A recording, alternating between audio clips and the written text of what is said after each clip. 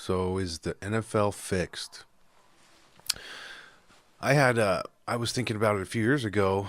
Was talking about it. There was some suspicious plays and game scenarios that kind of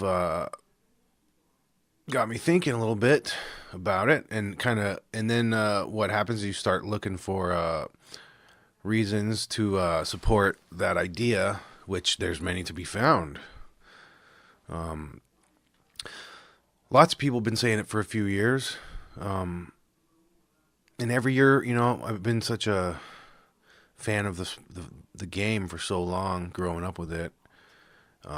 Every year comes back around, and you get psyched about your team again, and you watch, and the season goes pretty. Everything's looking normal, and you're psyched about your teams and the games.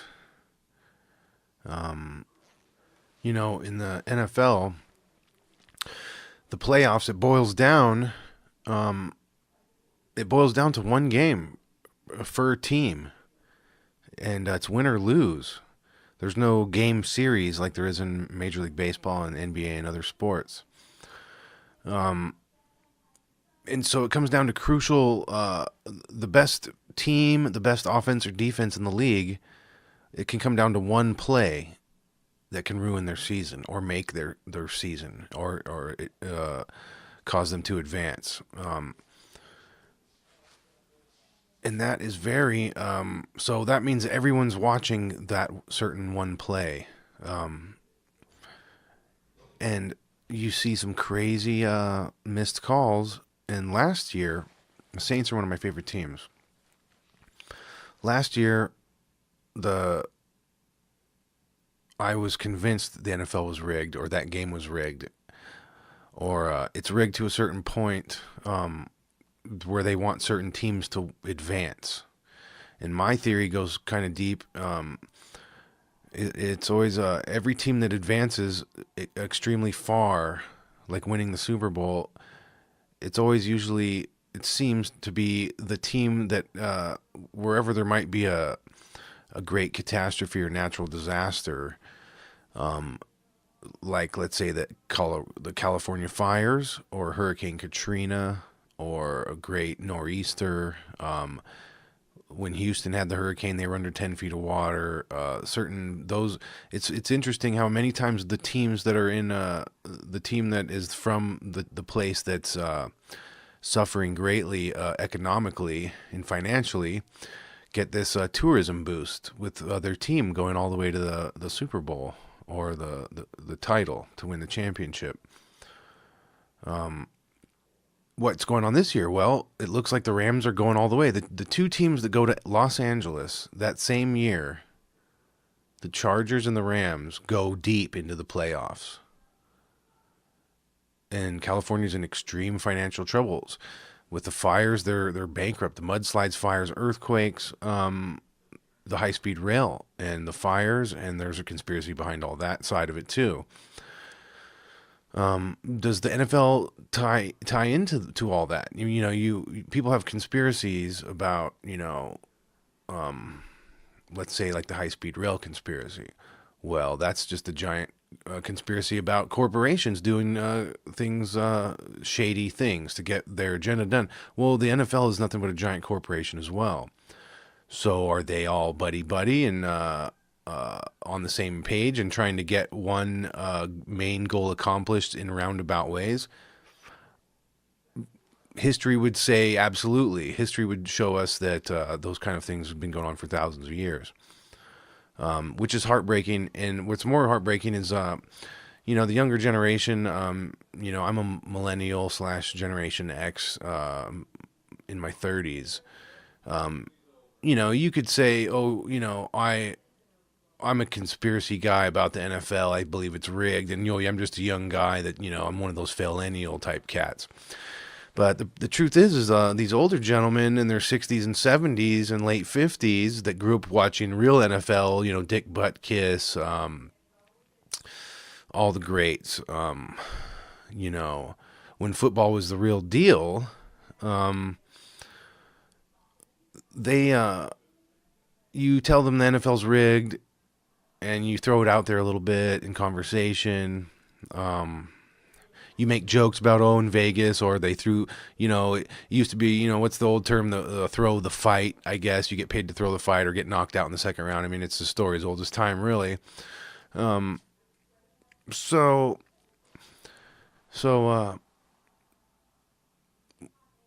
the fights are, the game, is it being thrown by certain players? Are the refs who we think they are?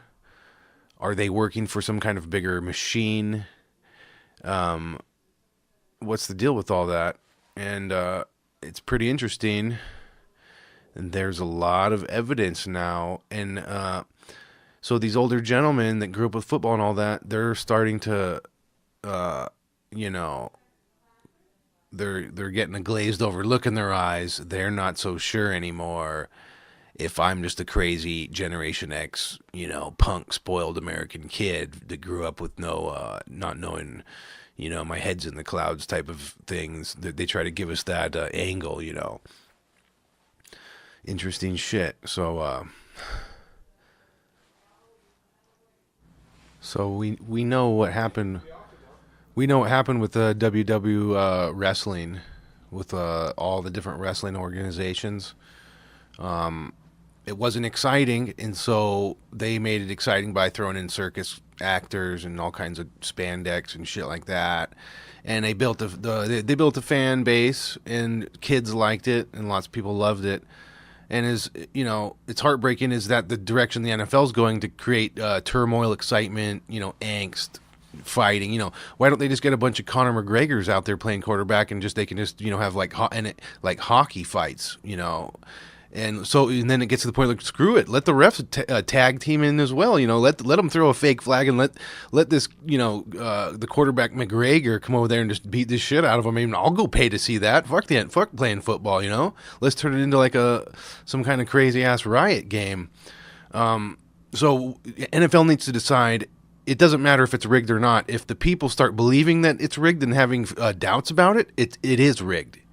And once we lose our faith in it, then you guys better figure out what the NFL needs to figure out what they're going to do. So you're listening to Podcaster Bulletproof. Welcome. So tell me about your story about your dad, dude, because I was just saying how these older guys, it's one thing for us to think that we're all, the NFL's rigged and we're just some punk bitches, don't know anything about sports, and we're like these fear people that believe all these conspiracies on YouTube. But what happens when these 60 and 70-year-old guys start going, yeah, what's the deal with that shit looked rigged? These older guys, I feel bad because they will, like, I had a heart attack, like, in a comical way, but these older guys, when they find out their best team they grew up with, it was all a bunch of WWF wrestlers putting on an act, they're gonna fucking it's not gonna be pretty, dude. He said he might not watch the Super Bowl, but I bet he still will. Yeah, there's a few people saying they're I boycotted last year because of the whole knee thing, kneeling deal, but there's these older men. You didn't watch it last year? I watched a few games, but I didn't follow like, the Saints are playing, the Cardinals are on it. I was out, dude. I boycotted that shit. I haven't been paying attention to that for a while, but I'll catch the Super Bowl every year. Right, but but are we catching the Super Bowl because we love football and it's a good game, or because it's fake and it's just entertainment? It's supposed to be the two best teams playing each other, so if I want to watch football every now and then, it might as well be the best football around. Dude, I'll watch it once a year. In World Wrestling, it's the two best wrestlers going at it every night. Well, true. And that was pretty blatant.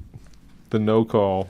Well, dude, I go back to last year when the Saints guy, he just... Like you said, it's crazy that they replayed it 40 times. All right, yeah.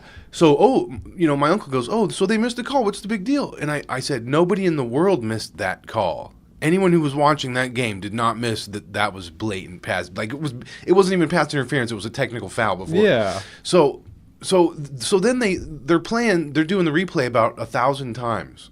While the refs are going there acting like they still don't know what's going on the field, and they all got the earbuds in their ears, and like the guy up in the owner up in the box, whatever they call that thing, they're just telling them, Here's another conspiracy. They let the games go down to the wire. They keep them strategically close games so that butthurt fans don't leave the stadiums and they sell more nachos. It's all makes sense. Like if your team's getting smoked, like I remember back in the day, if your team was getting smoked, we would leave before halftime. And like no one's ever leaving anymore because there's always right before halftime or like right after halftime. We're like, go down 21-0, and like they came back miraculously. I mean, and they're putting this shit together every game. When I was a kid, there were. Can they really control that much though? I mean, that one call, that was obvious. They controlled that much in that one call, but they're getting so much heat about that already. Like, how much can they really do? Do they really walk that super fine line? They're ruthless. They're trying to But then who's they? Is it the entire NFL, or is it some of the owners of some of the teams? The NFL's a corporation. Is it them in collusion? The NFL is a corporation. It's a corporation in cahoots with all the other corporations worldwide. And look at the two teams. Look at Los Angeles. They need fucking stacks of money for their high-speed rail. They just took the two teams deep into the playoffs. But we'd rather build stadiums. No, well, dude, we're paying for all those fucking stadiums. The taxpayers help build. Right, we're also paying for the high-speed rail, and now we're also paying for Los Angeles Rams. Get done. The stadiums get done, though, right? Is the rail getting done? I don't know. They just paved the way with all those fires. Oh shit, bro! Bro, look at the maps. They come side by side. I'm not making this shit up. I'm just repeating it. I don't necessarily believe it. I know the Lord works in mysterious ways. Maybe God really wants the light rail to be built, you know. But dude, seriously, you got to look at those two maps side by side, and the fire map that just went through California and the light rail planned land grab that they need. I think it was all planned burning. There's lots of people that own private land where that light rail's planned to go through. Or not the light rail, the high-speed rail. Oh, so they just burned them all up so they could swoop in and get the land for dirt cheap? Well, there's no house on it, it's not worth that much. Well, no, you have your insurance, but, you know, the insurance pays you, but then the land, you know, they come in and swoop it. Who know, dude? All I know is that those two maps line up, and then you watch all the NFL, and that's just like we need to have like a cross conspiracy podcast. How does Ancient Aliens tie into the NFL being fake? Ancient Aliens, come on. Real talk though, so all these older men are losing their minds, and that's interesting. And look at the NBA. Like, I recently got into a player I like. You know, he's just a basic player, and it's kind of like was refreshing, so I'm starting to be a little bit of a fan of the NBA again. But it's different, you know, in the NBA because they do like 7 series games in the playoff. NFL, it's one game, so one fucking call by a ref, and you're fucking done, dude. It's over. Your whole season's done. The Saints and the Chiefs are the two teams that should be going to the playoffs, the Super Bowl. Agreed. Not, and I'm not talking, and it's because they are the better teams. And then the coin toss in overtime with the Chiefs, Patriots, I don't know if I want the ref flipping the coin. Every time the Patriots call heads and every time it lands on heads. I think I've seen it like 3 or 4 times in the last 5 years. Let a random fan flip the coin every time there's a coin toss. You know how, and then the fans would be more, like they would stay longer and buy more hot dogs if you let go pick a random fan to flip the coin. Yeah. Wouldn't that be a beautiful thing? Why is the ref always flipping the coin? And so you look at that game, and the Chiefs should have won that game, dude. The way Mahone came back, I mean, come on, dude. And the Saints, we knew won that game. The Saints had that game. If that call didn't have happened, they would have scored. We know it. They would have either kicked a field goal or scored a touchdown. Yep. It would have been brutal. Wouldn't have been no overtime. But guess who's going? Selling more nachos. The high-speed rail in California is going to the Super Bowl. The Los Angeles frickin' Rams. They were the St. Louis Rams. And so,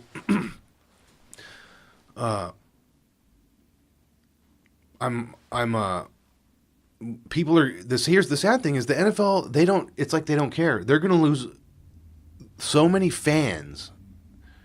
I mean, so many people are not going to be watching the Super Bowl. I'm not planning on watching the Super Bowl. I was going to have a Super Bowl party here, you know, nachos and chips and shit. Now I might just end up at someone else's house and stop by for a minute, but I don't even care about the game. I care more about the dessert table. It used to be I cared about the game a couple weeks ago. But last year they did the same thing to me. And then the kneeling thing. I don't, it's ridiculous, dude. Like I have certain beliefs, so I'm gonna go take a knee at work. Like you're some construction site with a nail gun in my hand. I'm gonna go out there and fucking kneel while, Well, back in the day, they didn't come out until after all that. We did all that, and then the players come out. So they would do whatever they wanted to do in their fucking locker rooms. What, during the national anthem? Yeah. It was only a new thing to like increase patriotism after 2001. Well, yeah, and what's interesting is where were all the protesters then? They all were patriots, apparently. They all came out and followed along and were patriots. Where's those hardcore belief systems when, like you're saying, when they always just be in the locker room? They can kneel or stand or do whatever the hell they want to do. It doesn't have to be publicized. Right, and so the NFL was getting more attention and more publicity and making more money on controversy rather than the game. And here we are. It's like a Ric Flair type of fiasco. He's just like some celebrity, and he got caught doing something crazy and wild, and the news tabloids, and it's World Wrestling Federation. It's not football anymore. And so, I almost burnt all my NFL gear last year. And made one of those YouTube videos just because I'm one of those. I'm revolutionary like that. You do have to take a stand and make your statement. Where are you going to draw the line? Like, I'm done supporting sports in the corporation, dude. I can't, and it pisses me off because I got Cardinals hats, I got Saints gear, I got Phoenix Sun shit. Well, why burn it? Give it to Goodwill. No, dude, because it's symbolic by doing that.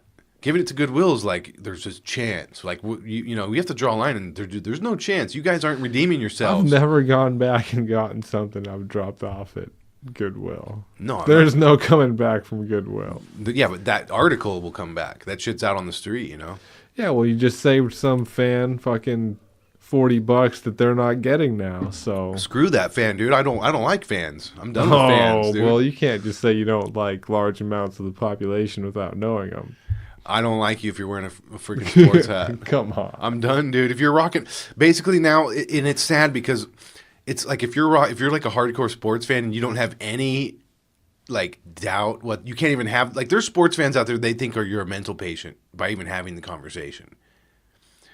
And they'll finally come out. Well, the ref, they paid the ref off. He blew the game. It's funny how everyone's like, "Fuck the referees. The referees are doing." It's like, dude, that referee's like doing his honorable job. And like probably doesn't want to lose his job if he doesn't miss the call or whatever.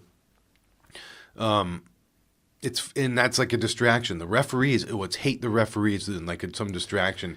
Those poor referees are getting a lot of hate right now. That's what I'm saying. But there's no way a referee would have missed that call. Dude, and it was under Vegas odds. What were the Vegas odds on it? And it's under 2 minutes, and I thought all those kind of plays were reviewed under the 2-minute warning. That was under the 2-minute warning, that missed call. And I say review that shit and put the ball half the distance to the goal. And I mean they're assholes, dude. What do they want? Like, we're going to have children that are going to be NFL fans that don't even care? Or, like, people that... Wrestling's not entertaining because of the competition. It's entertaining because of the psychological situations. It's like a reality show. They're enacting real-life emotions. That's why we watch it. We don't care who wins. It's better when it's better when the Undertaker gets buried and killed and sent to hell. Because we know he's coming back one day. We want him to lose, even though we're his biggest fans. You know what I mean? Yeah. It doesn't even matter. It's like if the NFL was more like fake wrestling, we would be happy the Saints got their ass kicked and cheated and lost because we know that in the script they're coming back with a vengeance next year. But in reality, that doesn't happen in reality. Am I right or am I wrong? Like you can make predictions now based on it. I think. Also, Patriots or Rams then.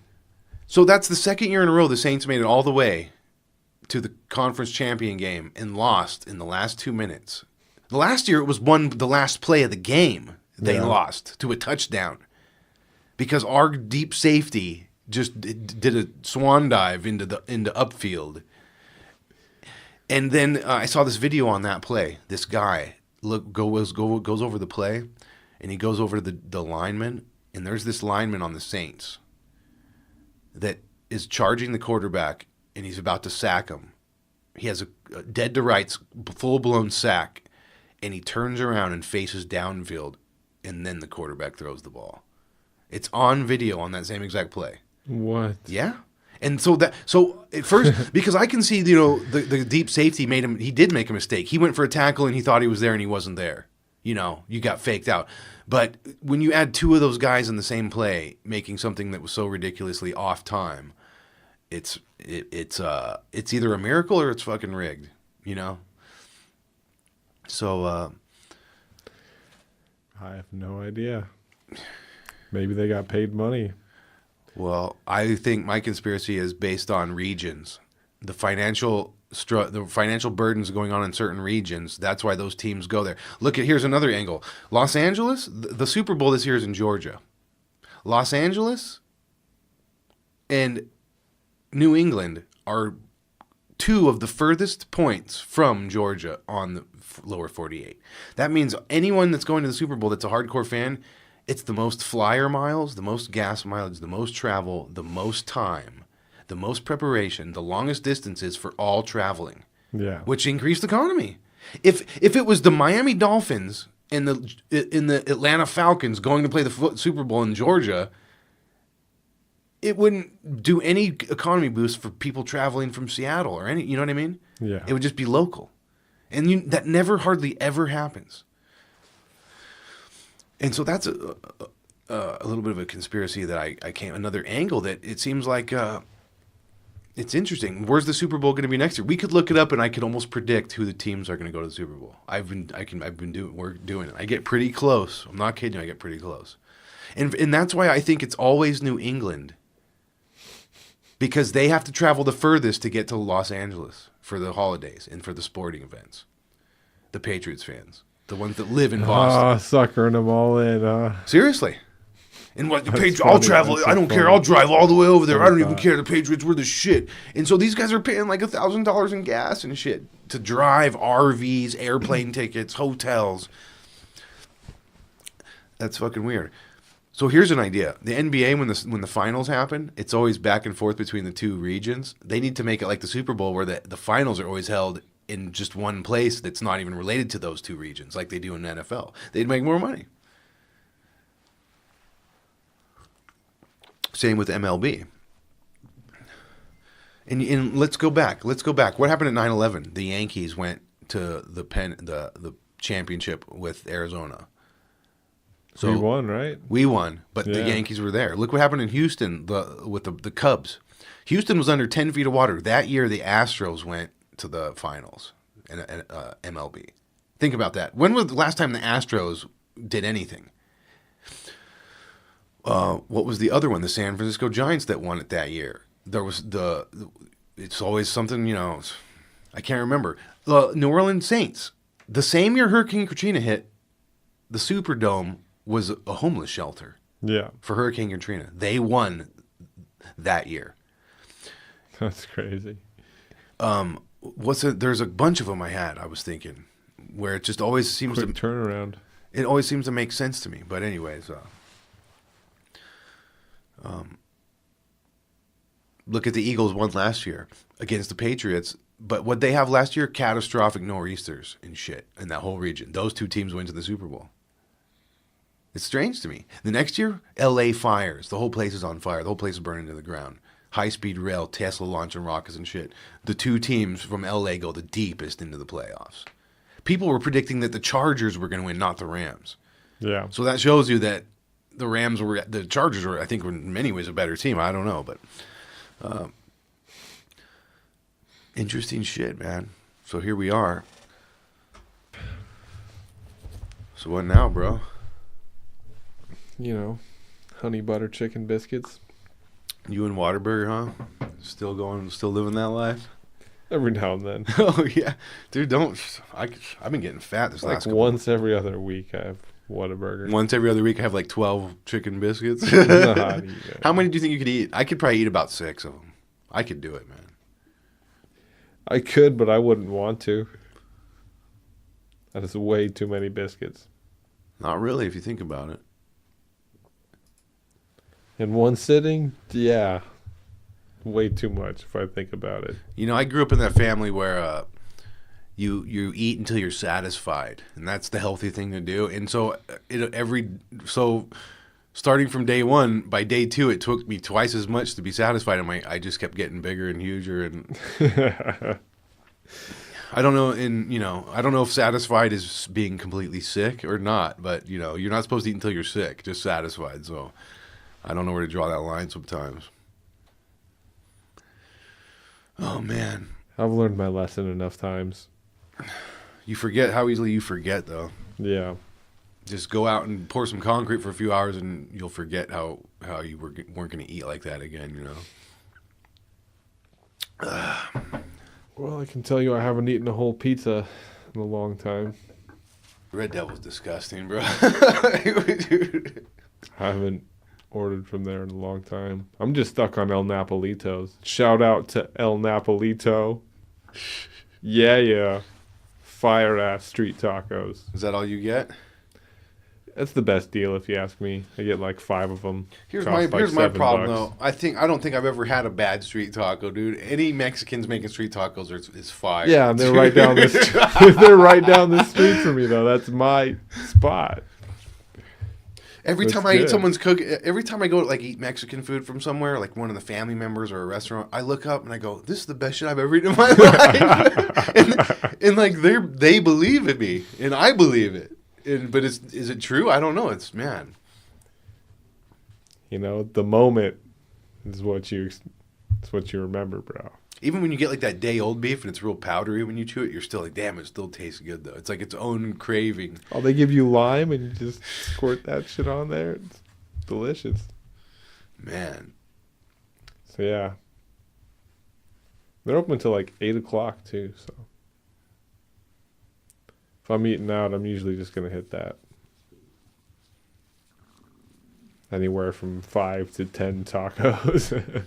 The best is that chicken pho, man, the Vietnamese, dude. That's a different experience, man. You come out of there feeling like you got some sort of like, you went to some oxygen bar and pumped your brain full of Jesus juice.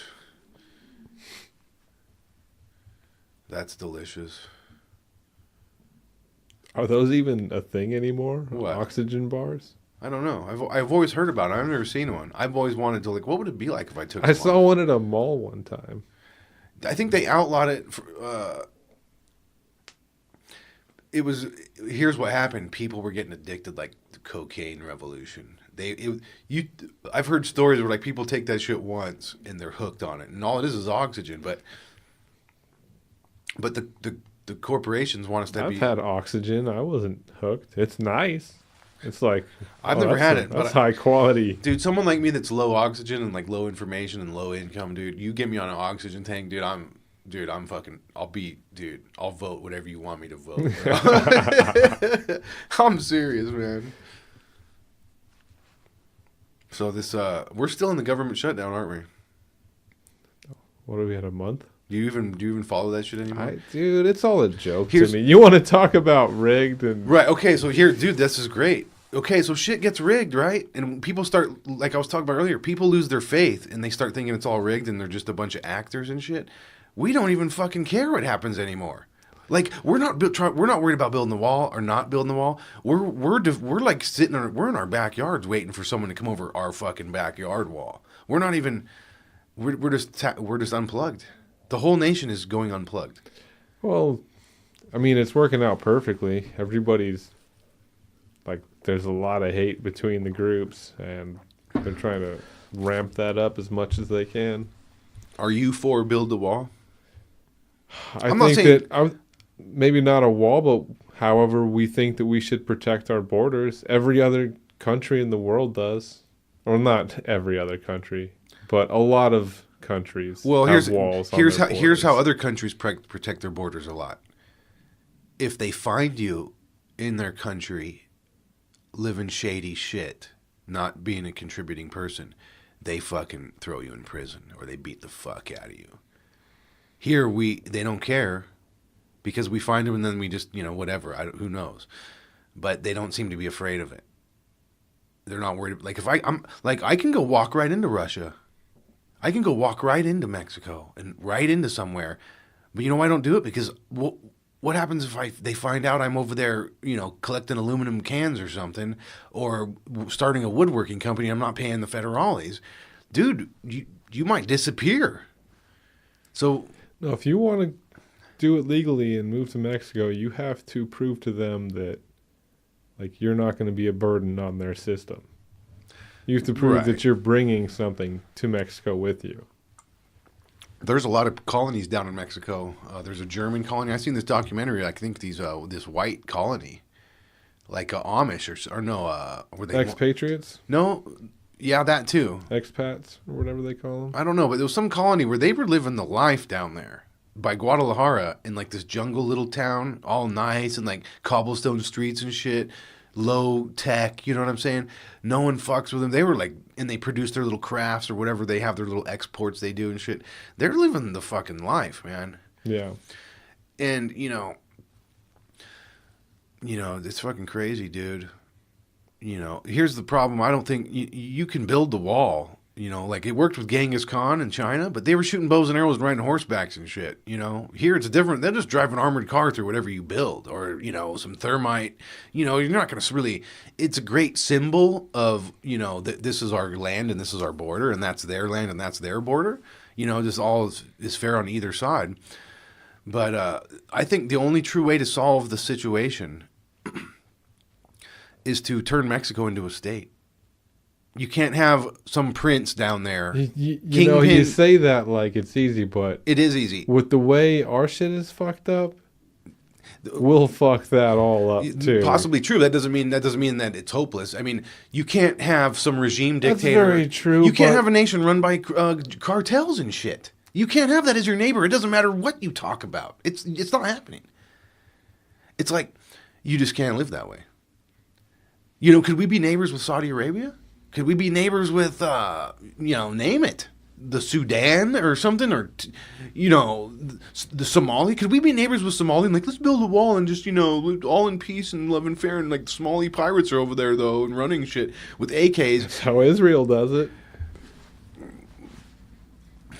It is how Israel does it. And they didn't think twice about building a wall. They fucking threw that thing up. Quick as they could. Right. No one thinks twice. When you get all your bikes stolen in your backyard, no one thinks twice about it's not. It's so exactly. You're exactly. So basically, we're not. They say that the people that want to build the wall, we're racist. Well, wait. You should deal with Israel's wall and racism first. Oh, well, a lot of people hate Israel for a lot of reasons. Well, it's funny how they call the same guy that wants to build the wall Trump the anti-Semite, when he's trying to copy what Israel's has surrounding itself. Really? So they say I'm an anti-Semite, but I just want their blueprints to build their wall, I'm still not over the 2012 election. Like, politics stopped for me after that. Here's maybe another fix. You let the border just go, okay, we're not going to invade Mexico and make it a state, but we're going to treat it like they are. Just like Cali. A simple border crossing with a couple bomb-sniffing dogs, and they eyeball you and make sure you're not on crack. And let it be free range between Mexico and California. Let everyone in the entire South America go wherever the fuck they want. Where are they going to go, Hollywood? Where are they going to go? Why are they coming here? Is there opportunity over there in the fires? In the build? They want to get a job building the super speed rail? Well, yeah, because it's about currency. It is about currency, but they're spending U.S. dollars anyways down there. That's what I'm saying. Open it free range, and then let us go live where we want to as well. Make a deal. Or let me go live in Costa Rica or some shit, or down in Cancun. I'll trade places with someone who wants to come up here. I'll go to Cancun and be a fisherman. Well, now we're talking about the dissolution of all borders and one world government and shit. I mean, how far do you think these things go? Something that has enough power to encompass all that is going to be too powerful. But it already is, apparently. I mean, well, do you think that for it to get bigger would be better? I mean, that's just marching into the almost inevitable totalitarian state, you know? you're right. Well, unless we get, that's why you have to get reins on it now. Let it, or just let it burn itself out, smoke through it, you know? If there's a fire, you know, some people just say smoke through it. So I don't know, man, you know? Well, there's going to be some huge catastrophe, and then they're, you know, take more of our rights away, one piece at a time. Right, which is why I'm bugging out. We're going to Mexico, dude. The NFL is one of the signs. Like, I swear, it's one of the signs of the Four Horsemen and shit. I see all that shit. You add it all up and line it up with all the other people's conspiracies. Is it better in Mexico, though? It is if you're a simple, humble fisherman and you're not addicted to Hollywood and the nightlife. A lot of those people are coming up here because they want to do the rhinestone lifted truck, boot scoot boogie, Saturday night, pimp my ride lifestyle. They're attracted to the materialism. Well, there's a lot of... They live healthier than us. They call them economic refugees because their own countries... You know, I don't know if they're not working too well or what, like Venezuela. They're not. There's not prosperity like I want to start my own concrete business. You can't do But they eat healthier than us. They eat healthier than us. They live simpler. There's less cancer and disease and shit. Think about it. And the people that live down in on the fishing villages, those people are the shit, man. They're way healthier than we are. Yeah, but that kind of... You can't have everybody down there because... not everybody's going to catch fish. And that can't sustain as many people as there are like in Venezuela. Well, there you have Bill Gates doing the population control TED Talks type shit, where it's just like genocide. We're like, well, you know, how are we going to figure out how to eliminate half the world's population? Like, he's getting kids thinking about this. But like, if people couldn't run away from their problems so easily, maybe enough of them would get angry at home and change something. That's true. Or they would die trying. Like, that's a Braveheart story. Yeah, Braveheart wasn't going anywhere. That's what we're supposed to do as Americans. If she gets super crazy here, we're not supposed to run away to another country because it's so, like... Well... Some people say that we should have had revolutions every couple What if all you have to eat generations? What if you're, like, dying of potato famine and you're starving to death in a grass field and there's a boat? What are you going to do, stay and fight? You can't even... That's a different story. Right. Yeah. Like, a lot of those people that ran, that's all they had the energy to do. They were done.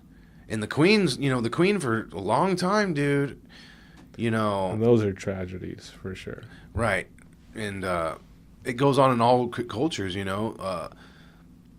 You go look at China and some of the beautiful things. Like, I could live in China if I could live the lifestyle I'm living here. Just, I'm free. I can make my music. I do my little side jobs, you know. I pay my little bills. Just don't talk bad about the government, and they're watching. Well, they're watching us too, you know, and... Yeah, but no, the Chinese government, like, scores their citizens on, like, this online tracker, and... That's a beta test. Yeah, but the lower your score or whatever, if you're a bad citizen, you disappear. Even if you're famous, you could just fucking disappear. So these are the times we're living in, and you know what, here's the sad part. We're all sitting around podcasting about it, like it's serious and shit. We shouldn't even fucking be here right now. I'm jaded, man. It's how do you fight it? This is a long game. Right. The Federal Reserve's been around for 100 years. They've been taxing. They've already done 99% of the job. They're just getting the last couple point whatever percent. The only thing that could resolve it is Mother Nature. It's the only thing that can reset the balance in the force. It's the only thing. A group of people if any group of people rises up, they're just going to go down as these crazy Nazis.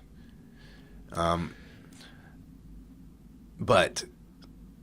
Well, it's a hard thing for a revolution to go well, because not only do you have to have a bunch of people with the balls to do it, but there has to be enough educated men among them to set up something that's going to be fair and just, you know? And that's not an easy thing to do. And to keep it where it can't get too fucked up. And that's what we have with our Constitution. And I think that's one of the reasons why America has been great for the last couple 100 years. Because that Constitution gave everybody the right. Well, back then, unfortunately, that's not the case. But Now the idea of it is that every man is created equal. Well, and that no, we should all be subject to the same laws. Well, I look we at have inherent rights that the government doesn't give us the rights. We just inherently have them. They can't be taken from us. Right. And that's God speaking. And if you don't agree with that, you are a sleepwalker. There's like certain universal truths that it's the law of nature. It's a law of science, human rights. It's like a jellyfish has a right to swim without being harmed by anything else, but it also shares the same rights but it lives in a world of rules where if it gets eaten by a shark, then it got eaten by a shark.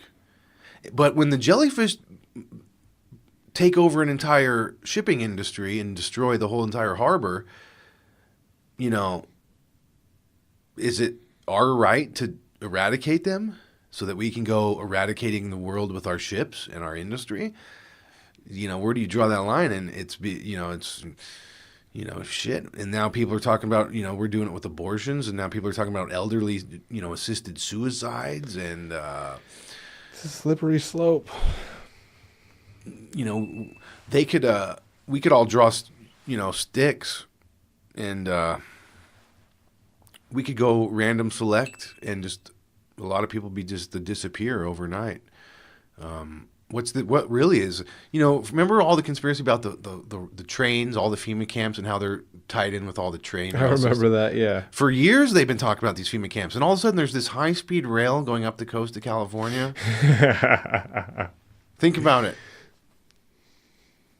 You think it's the Nazi light rail, huh? Dude, I don't know. Let all the Hispanics in and take them where? Where are they going? Think about it.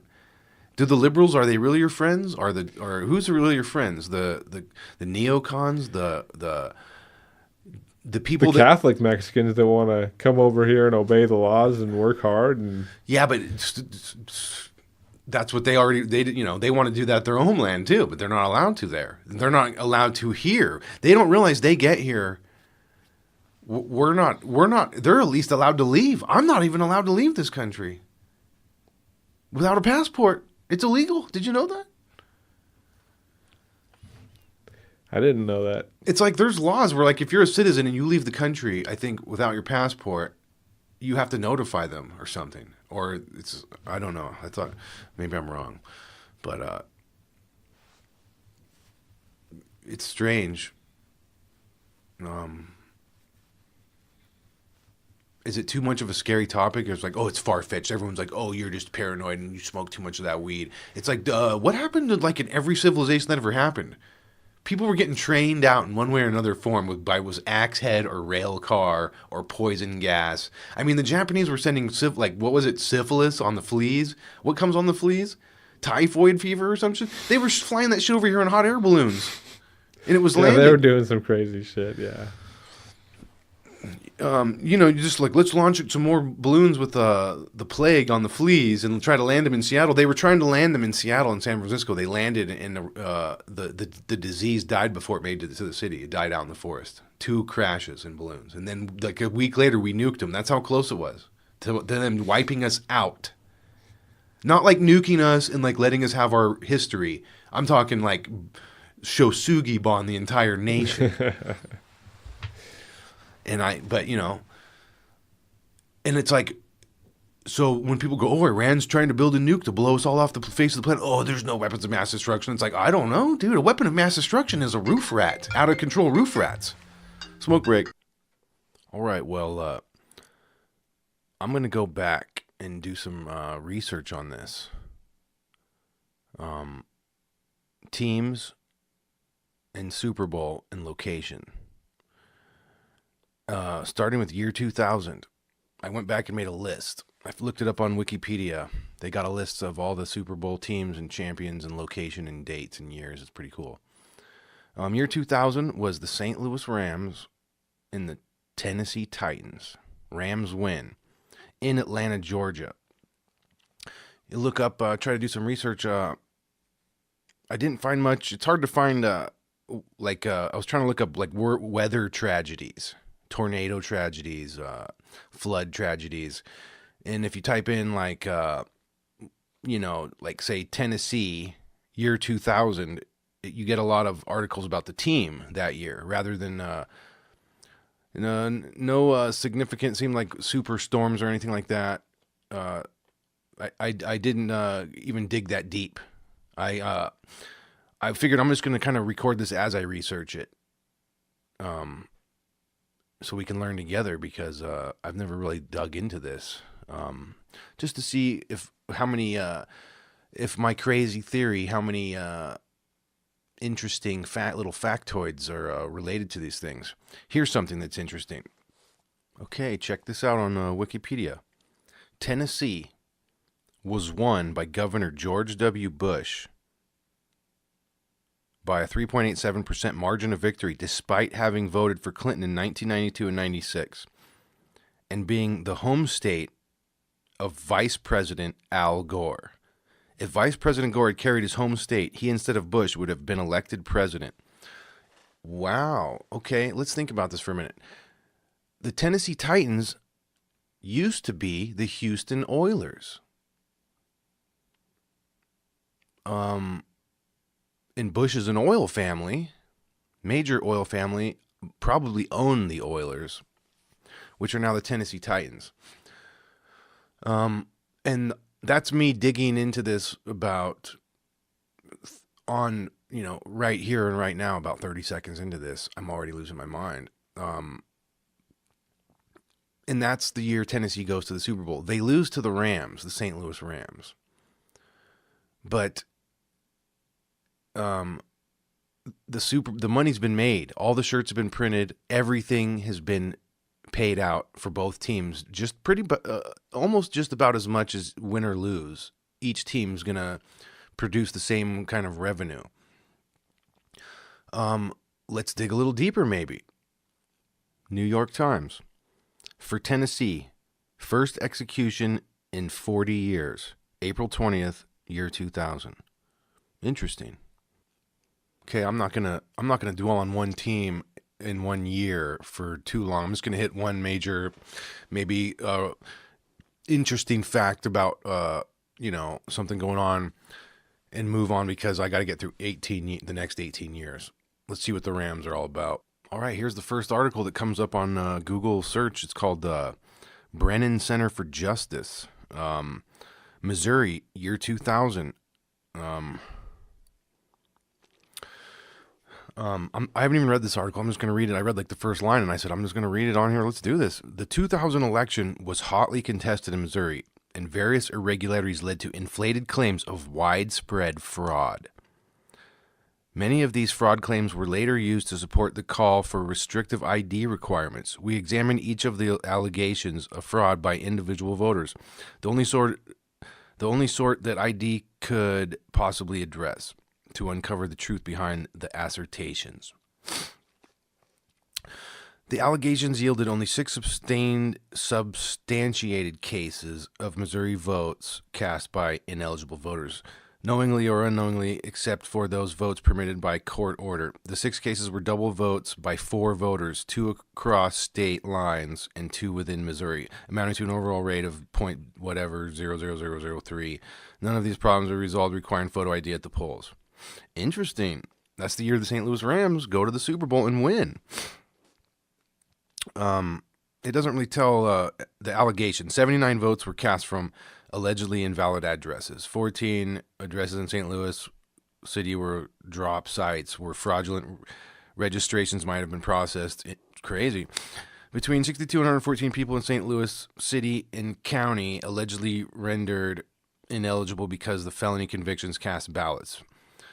Interesting. Based on a computer match of voting rolls against federal and state conviction, between 23 and 68 St. Louis area voters allegedly voted with twice in 2000 based on a review of the voting, whatever. Okay, that's just one article, but it's interesting. All right, not much there coming up. There's some strange things you try to dig into it, and it's almost like you try to dig deep into like find like some newspaper articles or something. I'm not gonna spend too much time on it, but it seems like it's not as easy as you would think. I saw some strange things, but I'm not gonna mention them on here because I can't I can't really verify by going through certain websites, but whatever. Let's go on to the next year, 2001. What was the date of 9/11 that happened? Was it 9/11 2001? Let's look this up. Okay, September 11th, 2001 is when 9/11 happened and the whole tragedy in New York City. Guess what? The Baltimore Ravens and the New York Giants go to the Super Bowl that year. The Ravens win. It's played in Tampa, Florida. Interesting. Also, correct me if I'm wrong, that's the same year. I think the D-backs and the Yankees go to the championship in Major League Baseball. Interesting. Let's look into this a little bit, see what happens here. I'm not even going to look up news articles on this one. It's kind of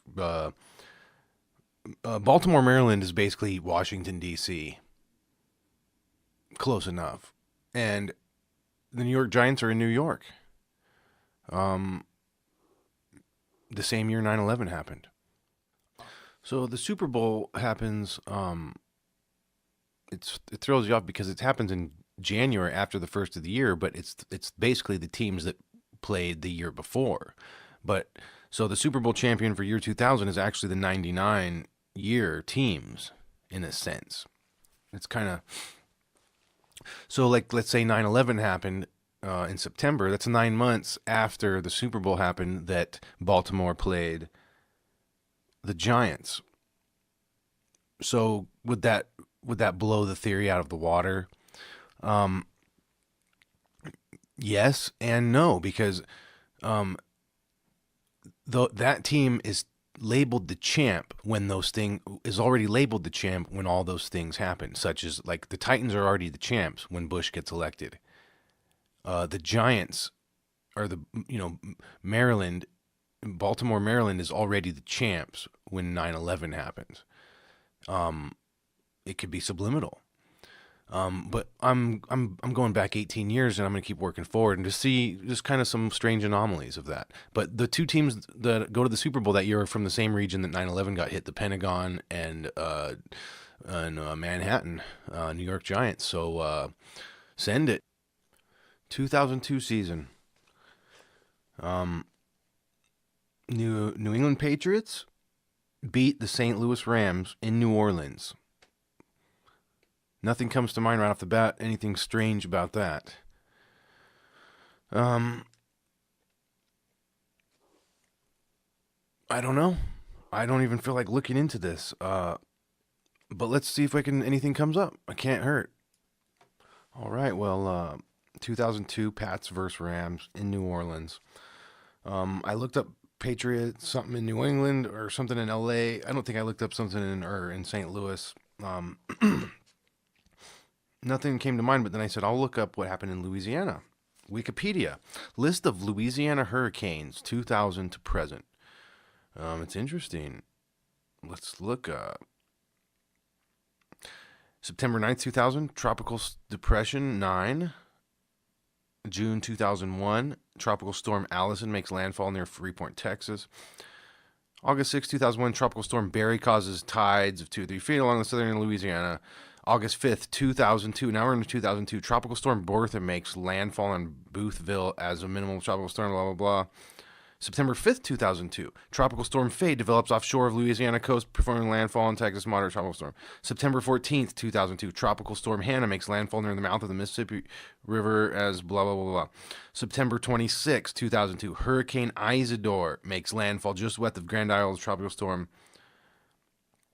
October 3rd, 2002. Hurricane Lily made landfall on the landfall in the morning, October 3rd, near Intercoastal City, June 30th, 2003. So there's a bunch of storms in the Super Bowls in the Superdome in Louisiana that year. That's interesting. Just by chance, of course, lots of hurricanes hit there every year, but it seemed like that year there was, did I count out 5 or 6 or something? and in the year before, and it seemed like it was some storms into 2003 and then even 2004.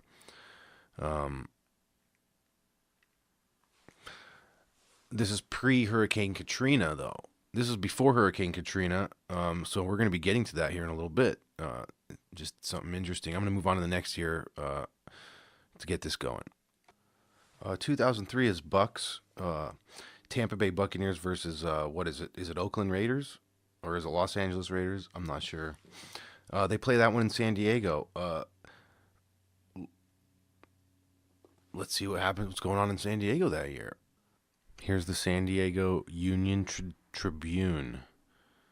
Okay. In 2003, the most destructive wildfires in decades blackened more than 380,000 acres, killed 17 people, and destroyed more than 2,600 homes in San Diego County across Southern California. The final death toll was 24, including one firefighter. Here are the first few paragraphs of the story. That's the year the Super Bowl was played in San Diego, 2003. So, October 27th, 2003. So let's see what happened. But the Super Bowl was played on January. This always throws me off. Yeah, it was in the... Oh, no. Yeah. So basically almost the whole year before the fires happened in San Diego, the Super Bowl was played there. That's now raging the most destructive wildfire in decades doesn't always run through your town every year, and it definitely doesn't run through your town the year that the Super Bowl is played there. Maybe once in a millennium, once in a billion years chance of that happening. On to the next year. 2004, New England Patriots beat the Carolina Panthers in Houston, Texas. What's a news article from 2004 in Texas? Nothing big, but it's all the audio when you Google that. It's Texas executes man 2004 for slaying of stone order. So that seems like, why is that such a big article? There's like 15 articles in here. Texas executes man in 2004 for killing of San Antonio convenience store owner during. Let's see if there's any Houston news. All right, here's some Houston news. Shit's getting crazy, dude. I can't even deal with this right now. Oh shit. Where was I? Where the hell was I? Damn it. On this day, on Friday, December 24th, 2004, the Houston area saw snow for the first time on Christmas Eve ever. It was truly a white Christmas. And the article goes on. I should even keep reading this a little bit. Let's see if I can load this shit right. It was truly a white Christmas in Houston. People of all ages were outside throwing snowballs at each other, taking photos and on digital cameras. Remember those?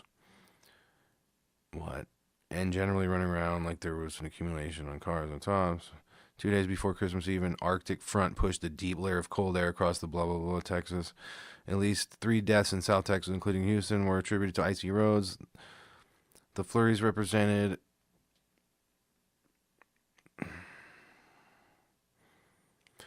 Okay, whatever. That's crazy. That's the same year that the Super Bowl's played there. What else did I see right now?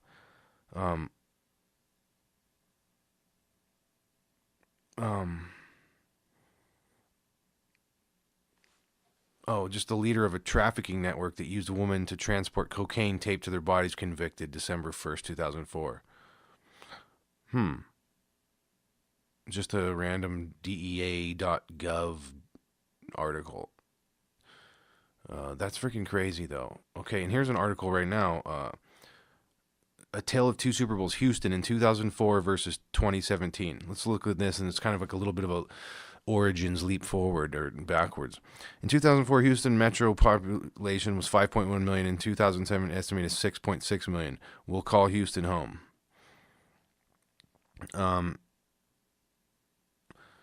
It's kind of a neat little comparison chart here and some stuff. Sports, technology, the difference from then and now. Kind of interesting. So that's enough on that year. Let's go on to the next year. The New England Patriots win again. So this is a back-to-back year, 2004 and 2005. The Patriots versus the Eagles. Oh, I guess it's round one possibly in Jacksonville, Florida. Let's see what happened in 2004. I'm sure there was a great nor'easter, which is why I think a lot of these Eastern teams are always constantly in the top running. And that's played in Jacksonville, Florida. Let's see what happened in Florida that year, 2005. Okay, 2005. News, Florida. 2005, Hurricane Wilma. Hurricane Wilma clobbered South Florida on Monday, October 24th, defined as one with winds of 111 miles. August 25th, 2005, Katrina hits Florida. Hurricane Katrina lumbered ashore Thursday evening with punishing winds and torrential rain in densely populated southeast Florida. Florida weather summary for 2005. Florida official resigns after blackface photos emerge of him dressed as Katrina victim in 2005. What?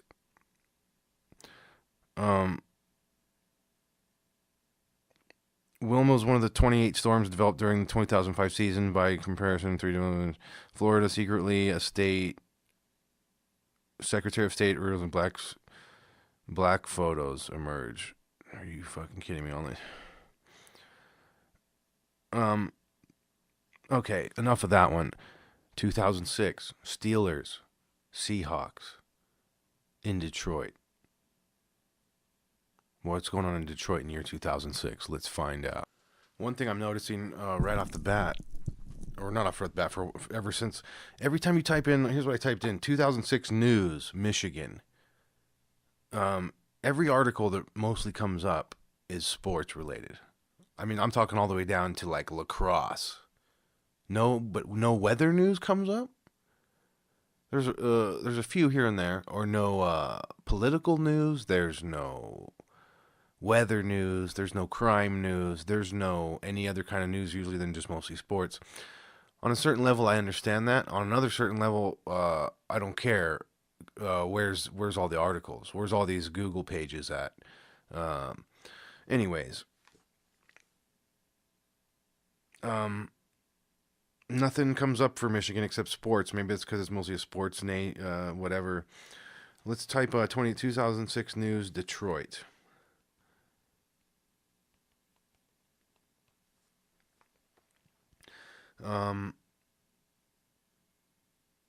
Let's see what we got here. Not seeing nothing. No.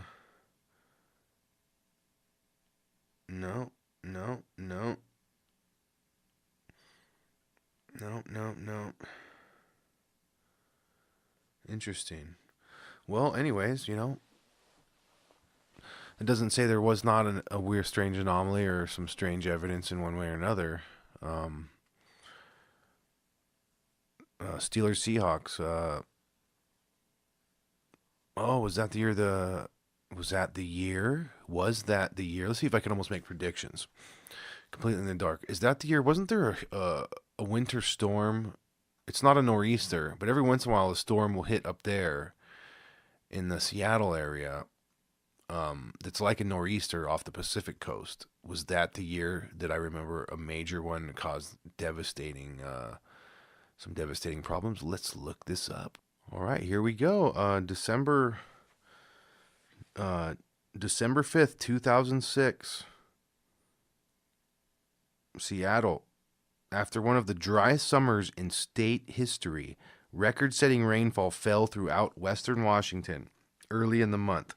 A slow-moving Pineapple Express storm, I remember this, brought heavy rains and mild temperatures causing record-setting high river flows, peak river crests, and widespread flooding. I can't believe I just called it. 10 years, freaking 12 years ago. I just remembered hearing about this storm, and I'm on the exact money. The same year that Seattle goes to the Super Bowl? One of the places affected by the floods, Mount Rainier National Park, is working to reopen the park as the flooding washed out campgrounds, main roads, and the main power source to two of the park's visitor centers, while creating new channels and shorelines between November 6th and 7th. The park received 18 inches of rain in 36 hours. For further information, blah blah blah. Okay, so I'm done with that one. Let's see what is going on in New England that year. My bad. It's Pittsburgh Steelers. The Steelers beat the Seahawks that year in Detroit. So that's the year that the Seattle had the great floods after the driest year in their history. Then one of the wettest, like to finish out like both in the same type of year. Pittsburgh Steelers, that's over there by Philadelphia and all that. It's basically anything up in there in the East Coast. And for many reasons, you could find all kinds of probably. Who knows if they had terrible nor'easters or what kind of economic struggle they're in, which would cause, me to think that one of their teams will go to the Super Bowl to help boost the economy. So on to the next year. We're at 2007, Colts Bears in Miami. Well, 2 years before that, we had Jacksonville, and hurricanes are pummeling Florida every year. So I'm just going to move on from that one. Chicago maybe had one of the coldest winters on record. Same with the Colts. They're both from the same region. Oh, okay. I'm going to call this one too. Colts and Bears, they're both basically from the same region of the lower 48. So who knows? Epic chills, epic snowfall. I remember Chicago had a pretty bad winter a few years back too. I'm probably dead on the nuts about that. 2008, Giants Patriots in Glendale, Arizona.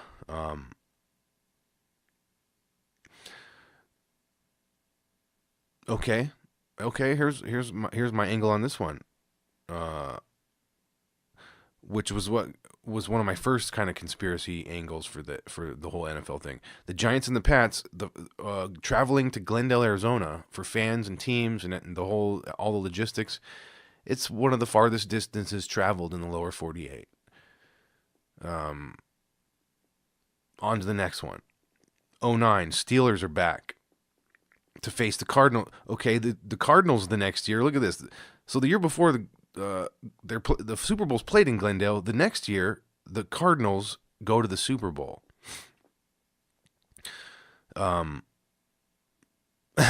So Cardinals fans now are going all the way to see every playoff game. They're going to the stadium to watch it on TV, on the big screen. They're tailgating. I remember it. People are tailgating there all freaking day and night. Huge economy booster in this town. So for 2 years in a row, Glendale, Arizona gets pumped full of playoff ratings and all that stuff. And then where's the Super Bowl played?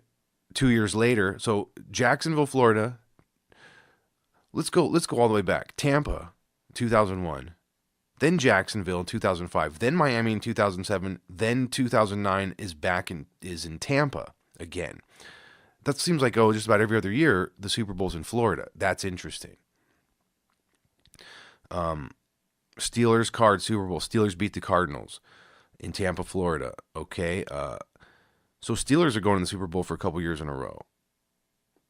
Not in a row, but they go to the Super Bowl within like a 4-year period. The next year, here we go. Saints Colts. Colts are coming back to the Super Bowl a few years after 2007. Now the Saints are in here. And where is it played? The year before, the Super Bowl's in Tampa, Florida. The very next year, it's in Miami, Florida is the Super Bowl. Just bringing tons of traffic and tourism. Just pumping that region for just about every other year, it seems, with Super Bowl traffic and fans. Just like the Daytona 500 would do. But that's more of like, that's where it came from. So that makes it's more, next year after that, Green Bay Packers, Steelers in Arlington, Texas. Look into it. Doesn't matter. I don't even care at this point. I've made enough points where I'm just like, I'm not even going to keep Googling this shit. 2012, Giants, Patriots. Here we go again in Indianapolis. So, the Giants, Patriots, they meet again? Is that what's going on? Giants, Patriots in 2008, rematch. 2012, Giants, Patriots in Indianapolis. Interesting. 2013, Ravens in San Francisco, in New Orleans.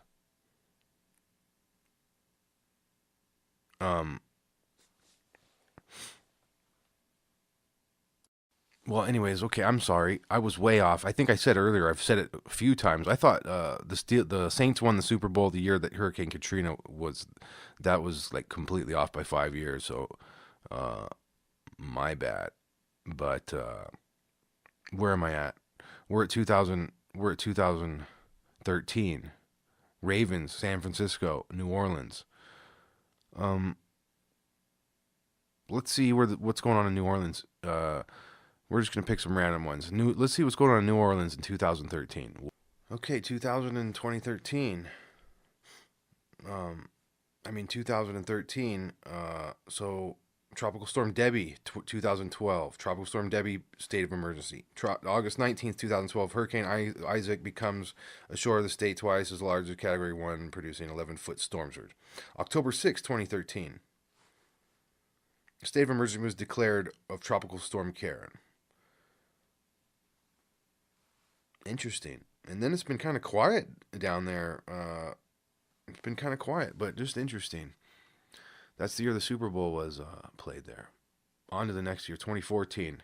Who are we dealing with? Seahawks at Denver. Seahawks beats Denver in New Jersey. New Jersey, interesting. Seahawks come back for redemption from 2006.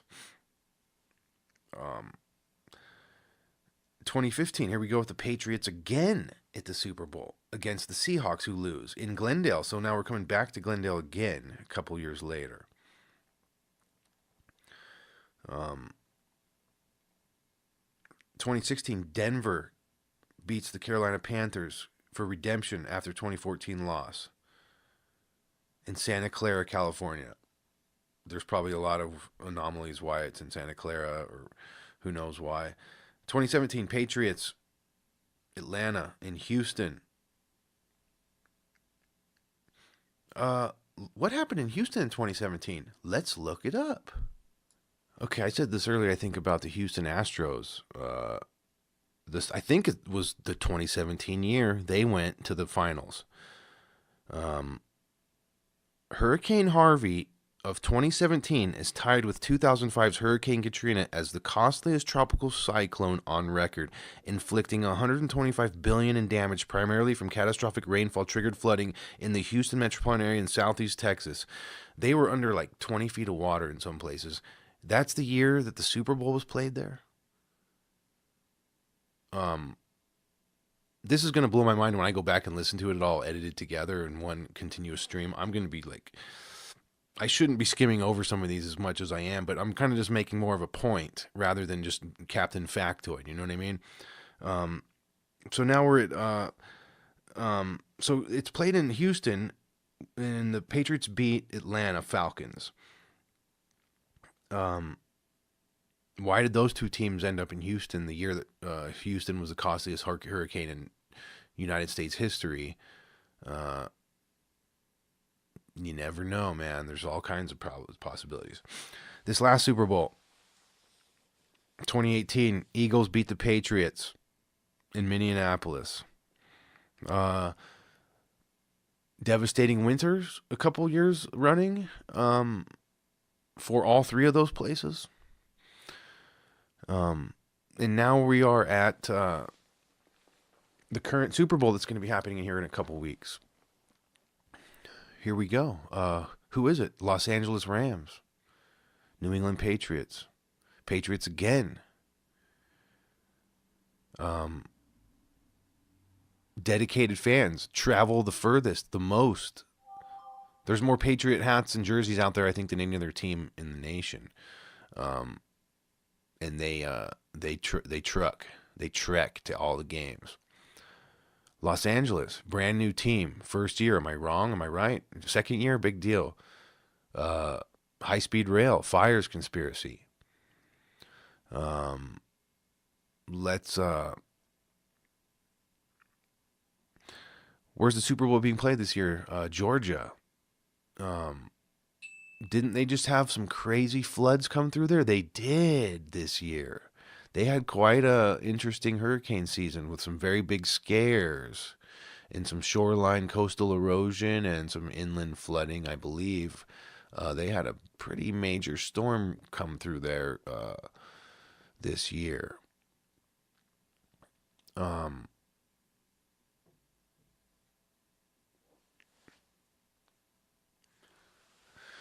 You just look at now look at those anomalies. That has all those anomalies, and nothing's even on the field. We haven't even seen any anomalies or weird plays or trick refs or people throwing the game.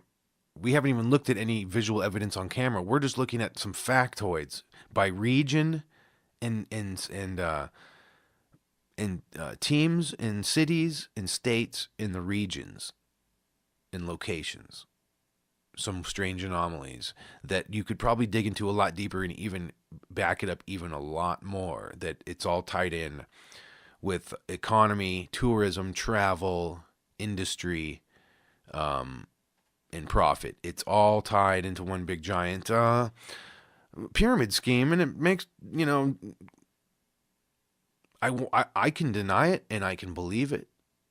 I'm just it's just interesting. And it's something to think about. So thank you for listening to Podcasts Are Bulletproof.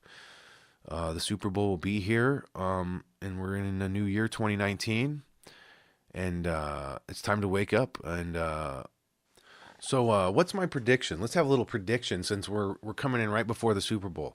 Who's going to win the Super Bowl? And in conspiracy mindset, why are they going to win the Super Bowl? Here's one argument.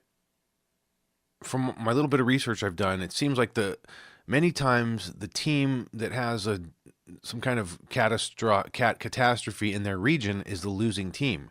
They still go to the Super Bowl, they still produce tons of income, but they don't win. So this year, I would have to say that would be the Los Angeles Rams. Go to the Super Bowl, but do not win. They're the ones that are having the terrible wildfires and landslides and border budget crises and the San Francisco meltdown crisis and the high-speed rail crisis and crazy experiment crisis and drug epidemic crisis. Do the New England Patriots win? And why would they always win and always go to the Super Bowl every freaking other year? Is it because they're the best dynasty ever? They might be. That might be true. But if one ref makes one call, which makes you the Pats, or one call goes the wrong way and makes you the New Orleans Saints, that doesn't mean you're the actual best team that ever played. It just means that on paper, if that makes any sense. There's tons of teams out there that are just as good. I've seen just as many incredible plays. You can't tell me that they are like just the greatest dynasty. And if I look back at when San Francisco won like 4 rings in a row when I was a kid, I don't know if they were the best team. I'd have to go back and review all that and dig deeper back and then. Maybe the times have changed. So I'm predicting, I think, that Rams lose the Super Bowl because I'm seeing a trend. And here's another reason why. If the Rams lose or win, they won't make any more money if they win. But if the Patriots win, their fan base will grow stronger. They will have even more dedicated fans because of the dynasty. And things related to that. Rams are too new of a team to even if they did win, it would just be like a fluke thing. Like, no one's the hardcore Rams fans are kind of they're unsettled. They've been bounced around. One of my friends is a Rams fan. Just kind of like the Oakland Raiders thing. Teams that get bounced around, they don't build that Green Bay Packer type of fan base like the New England Patriots, like the Bears, like the Packers, like you could say Seahawks, like Denver Broncos. And I relate to that because I'm an Arizona Cardinals fan, but our Cardinals aren't really an original Arizona team, right? They're from Chicago and bounced around in St. Louis and whatnot. So you don't have that settled fan base, that fan base that has many generations of fans. So I'm predicting the Rams lose. And I predict that it's going to be a great game down to the wire because is it rigged? That would provide another piece of evidence in my little stockpile that I'm brewing up here, that I'm accumulating here very quickly. Is it going to come down to a field goal? I don't think so. It's going to come down to something more exciting than a field goal. I think it's going to come down to Brady throwing a touchdown to probably Gronkowski is the way I see it, and then it's gonna be like this bone crushing, most epic, dynasty football legacy that ever lived type of thing. We'll see what happens. If I come out totally completely wrong, I will be surprised. This has been another episode of Podcaster Bulletproof. We're in the process of waking up. Sometimes it's hard just to stay awake once you're already awake. So we're just trying to, figure this thing out. I'll see you guys.